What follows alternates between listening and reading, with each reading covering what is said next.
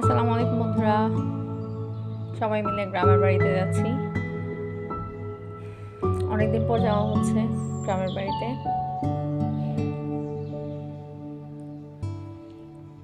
রায়ানায়ান যাচ্ছে, ওদের বাবা সহ আমরা সবাই যাচ্ছি একসাথে।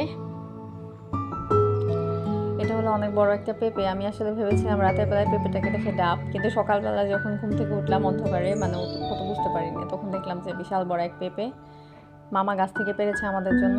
এগুলো হচ্ছে আমার সব ভাই বোন কলা পাতা এনেছে, ওরা কলা পাতায় ভাত খাবে। এই যে গাছ, এই গাছ থেকে পেরেছে।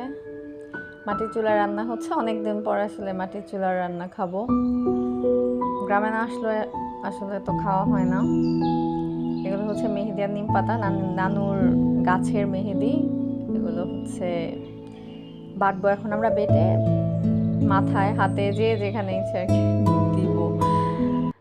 পিওর মেহেদি আসলে কিনলেও বাটা হয় না ওইভাবে। এই যে গাছ, মেহেদি গাছ, এখানে নানু বেটে দিচ্ছে। নানুকে আমি বলেছিলাম দাও আমি বাটি, নানু ওকে বলছে যে বড়